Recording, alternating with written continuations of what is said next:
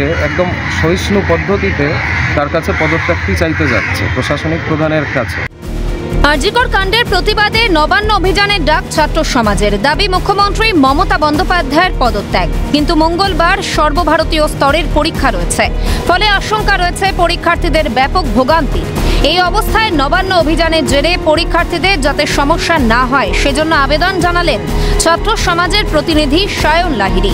পরীক্ষার্থীদের হাতে সময় নিয়ে বেরোনোরও আবেদন জানালেন তিনি।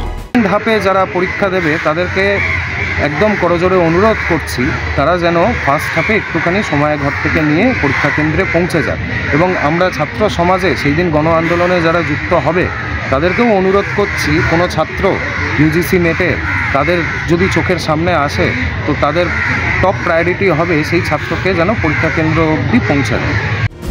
একই সঙ্গে কাদম্বিনীর ন্যায় বিচারের দাবিতে রাজনীতি ছেড়ে সব দলকে একত্রিত হওয়ার বার্তা দিলেন সায়ন।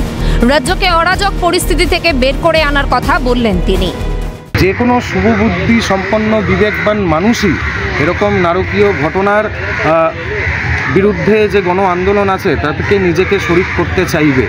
তার রাজনৈতিক আমাদের বার্তা ছিল কোনো সেই দিনের জন্য, শুধু 27 তারিখের জন্য রাজনীতিটাকে ভুলে গিয়ে জাতীয় পতাকাকে হাতে নিয়ে এগোনোর জন্য না, আমরা সবাই মিলে যারা এই অরাজকতার পরিস্থিতি তৈরি হয়েছে এটাকে একবার চেষ্টা করি আমরা এটার থেকে ঘুরে দাঁড়ানোর জন্য। ছাত্র সমাজের ডাকা নবান্ন অভিযান রুখতে কলকাতা হাইকোর্টে মামলা হয়েছিল, কিন্তু হস্তক্ষেপ করতে চায়নি আদালত। আরজিকর কাণ্ডের প্রতিবাদে মঙ্গলবার ছাত্র সমাজের হুঙ্কার নবান্নের 14 তলা ছাপিয়ে যায় কিনা সেটাই এখন দেখার। রাজা সাহার রিপোর্ট, ক্যালকাটা নিউজ।